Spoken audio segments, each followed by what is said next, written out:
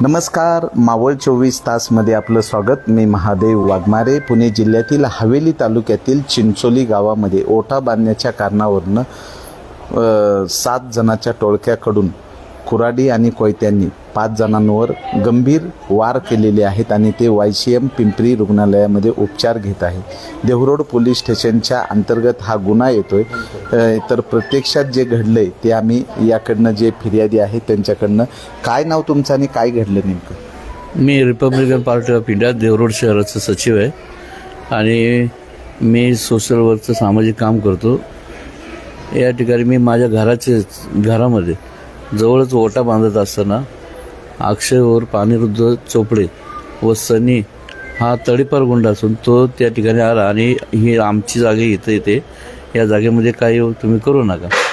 तर मी म्हटलं ठीक आहे, काय वाद नको म्हणून आम्ही तो जागेचा वाद हा कोर्टामध्ये आहे प्रलंबित असून हा आम्ही म्हणलं ठीक आहे चालेल, कोर्टात वाद असल्यामुळे आम्ही ते बंद केलं. सदर अक्षय यांनी माझंच भाऊ आहे प्रदीप भीमराव गायकवाड, यांना त्यांनी शिवेगाळ करण्यास सुरुवात केली. शिवेगाळ सुरुवात करत असताना माझा मुलगा तिथं असताना माझा मुलगा त्यांना म्हणला आम्ही आता काम बंद केलं तेव्हा तुम्ही आता शिवेगाळ काय करू नका, तुम्ही तुमच्या घरी जा.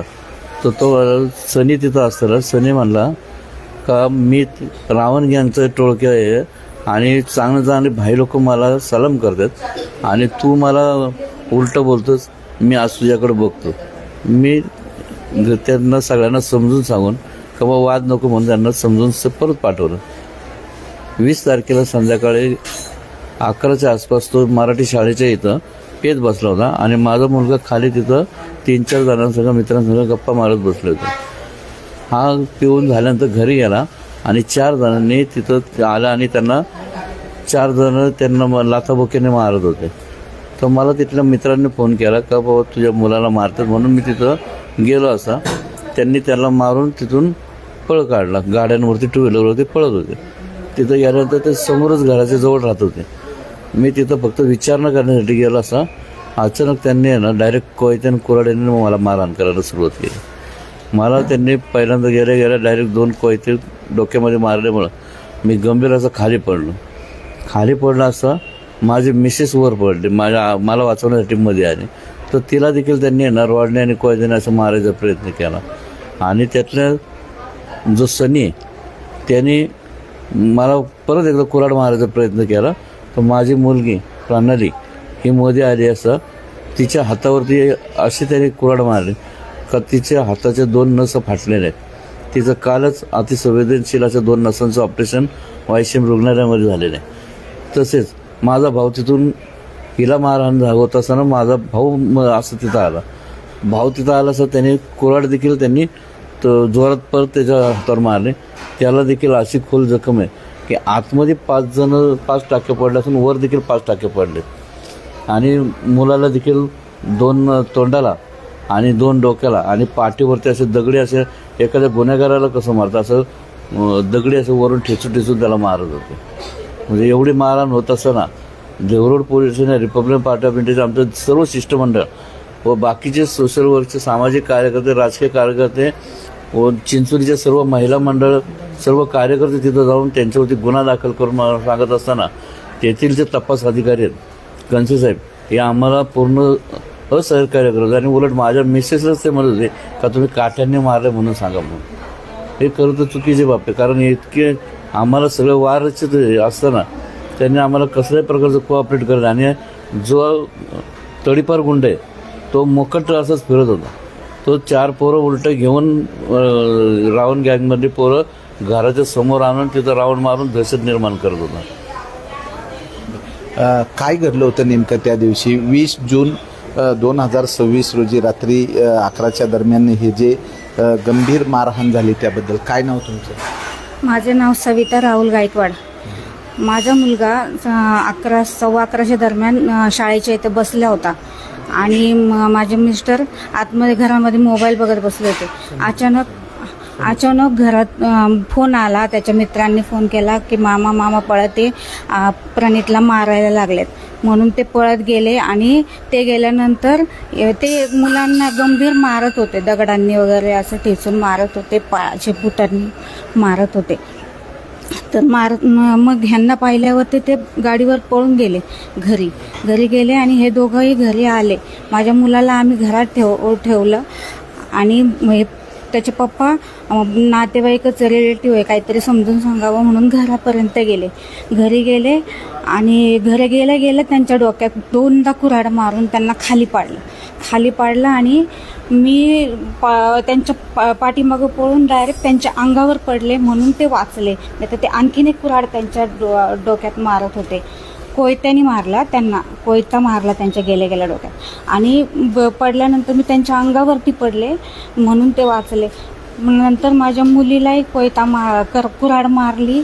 सगळेजण गोल राऊंड करून थांबलेले होते, सगळे हत्यारे घेऊन थांबलेले होते आणि मारत होते आणि मुलीलाही कुऱ्हाड इतकी मारली की तिच्या 2 नसा तुटल्या त्या हाताच्या. काल तिचं ऑपरेशन झालं आहे.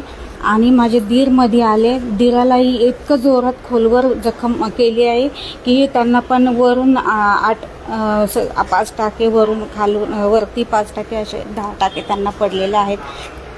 इतके गंभीर गुन्हा करूनही रक्तबंबाळ झालेली होती. लोक आमच्या सगळ्या लहान मुली ओरडत होत्या. त्यांनाही म्हणत होते या पुढं तुम्हाला एक खलास करतो. आणि एवढं सगळं होऊनही अजून पोलीस प्रशासन काही त्याच्यावरती हे करत नाही आहे, कारवाई करत नाहीत. अजूनही गुन्हेगार मोकाट सुटलेले आहेत. याच्यावर लवकरात लवकर कारवाई व्हावी हीच असे आम्हाला आमच्या आज कुटुंबावर मोठं संकट आलेलं होतं. त्याच्यामुळं हे लवकरात लवकर हेच असं वाटतंय मला. काय नेमकं तुम्हालाही लागलेलं काय झालं? पोलिसांकडे आरोपी म्हणून कोणाकोणाची नावं दिलीत, कोणाला त्यांनी अटक केली? फक्त अक्षय चोपडेला आमच्या समोर अटक केली होती. बाकी सगळेजण मोकाट फिरत होते. घरी येऊन जाऊन करता येते. आम्ही घरी म्हणजे दिसतंय आम्हाला ते घरी येतात, ते घरून येऊन जाऊन त्याला भेटतात. ते गाड्यांवर येतात, फिरतात, मस्त जाता येते. पण पोलीस अजूनही त्यांना पकडत नाही आहेत. मग एवढी जोरात कुऱ्हाड मारली. भावाला वाचवायला गेलो. आम्ही घरात होतो. घरामध्ये असताना मुलांची आरडाओरडा झाला, बाहेर आलो तर मी मुलाला पकडला. मुलगा म्हणाला पप्पा एकटाच तिकडे गेला. तर तो पण खाली भाऊ पडला. त्यांच्यावर वहिनी आमच्या त्यांच्या अंगावर ओढल्या, वरून काठीने जोरदार काठीला रॉडने मारतायत त्याला आणि त्याला कोयता मारून झाला होता. मी गेला असताना मी त्याला उठवायला गेलो तरी सनी म्हणून आहे गुन्हेगार, त्यांनी जोरात कुऱ्हाड मारली. मग ते हातामध्ये कुऱ्हाड बघितली. तसंच पाठीमागे घेऊन परत भावाला वाचवायला परत पाठीमागे गेलो तरी पण ते मारतच होते. कसं बसा आम्ही त्या उचलून साईडला आणलं. यामध्ये आरोपी कोण कोण आहेत, काय नाव त्यांचे? आरोपी अक्षय अनिरुद्ध चोपडे, नंतर जो मोक्का लावलेला होता तडीपार गुंड तो सनी उर्फ प्रेम अनिरुद्ध चोपडे, मिलिंद गुलाबराव चोपडे, सूर्यकांत गुलाबराव चोपडे, अनुराग सूर्यकांत चोपडे, प्रणव मिलिंद चोपडे आणि ज्योती मिलिंद चोपडे असे 7 आणि सोम मिलिंद चोपडे असे 7. तुला हाताला लागलं, नेमकं काय मारलं त्यांनी? कुऱ्हाड मारलेली होती.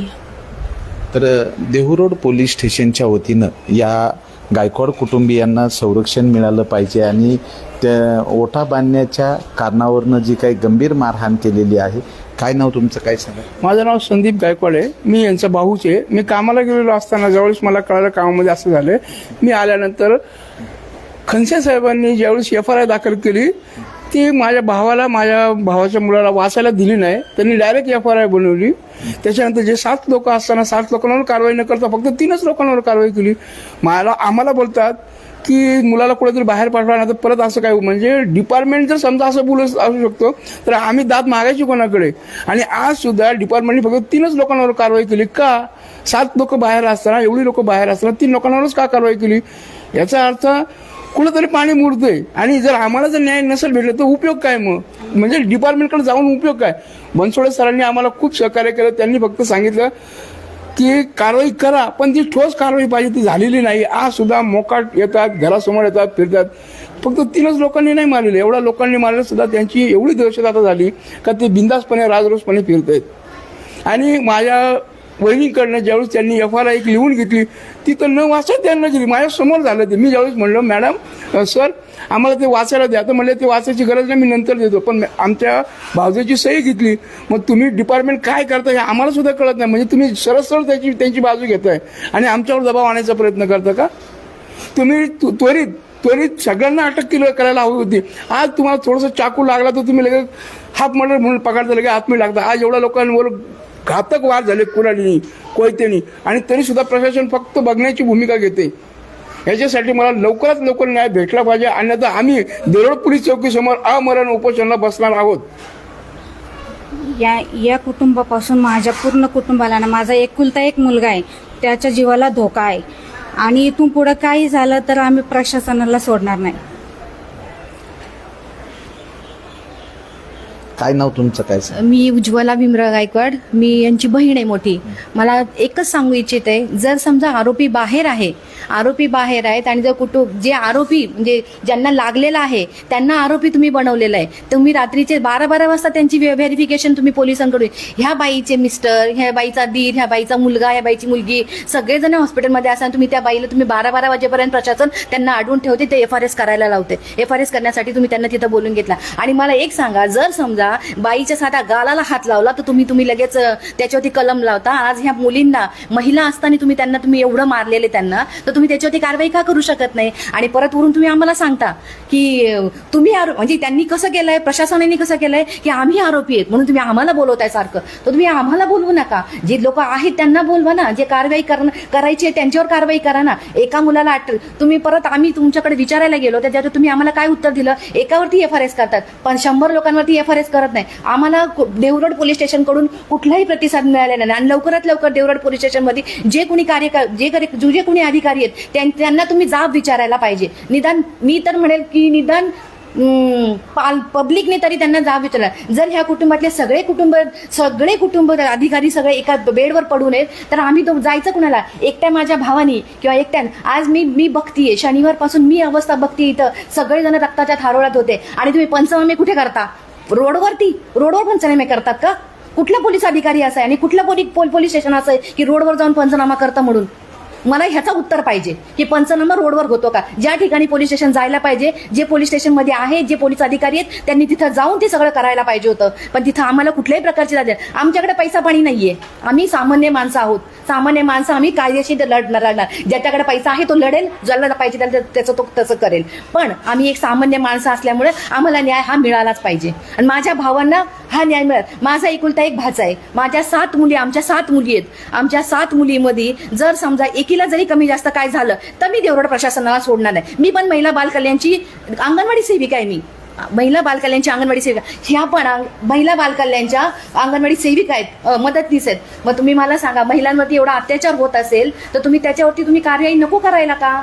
कुठे लागलं, काय लागलं? ही मुलगी, आज मुलीचं करिअर व्हायचंय, कसं करिअर करणार आम्ही? ह्या मुलीच्या हाताची तुम्ही जर शार्प इंजुरी झालेली आहे, कुठून बघणार आम्ही तिथं? तिला काय करणार आता? आमच्या 7 मुली आहेत. आमच्या ह्या एका मुलाला जर त्यांनी एवढं जर सांगतो तुम्ही धमकी देऊन मारता तुम्ही, याचा अर्थ काय झाला? आणि प्रशासन काय सांगतं की तुमच्या मुलाला तुम्ही घरात ठेवा. म्हणजे आम्ही त्यांना घरात ठेवतो आणि मोकाट कुत्र्यांना बाहेर सोडा. आणि म्हणजे त्यांना तुम्ही त्यांच्याकडून काही नका देऊ, त्यांना काही बोलू नका की तुम्ही हे सगळं नाही करायला पाहिजे म्हणून. आणि जे सभ्य माणसं आहेत त्यांना सांगा तुम्ही घरात बसा.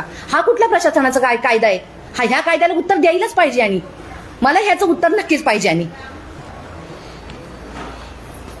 पुणे जिल्ह्यातील हवेली तालुक्यातील चिंचोली गावामध्ये ओटा बांधण्याच्या कारणावरनं 7 जणांकडून कोयते आणि कुऱ्हाडींनी 5 जणांना गंभीर मारहाण केलेली आहे आणि YCM रुग्णालयामध्ये उपचार सुरू आहेत. आणि देहरोड पोलीस स्टेशनचे वरिष्ठ पोलीस निरीक्षक विक्रम बनसोडे साहेब या गुन्ह्याचा तपास करत आहेत. तर बघूयात यामधील जे फिर्यादी आहेत यांना न्याय केव्हा मिळतोय. मावळ 24 तास प्रतिनिधी महादेव वाघमारे. धन्यवाद.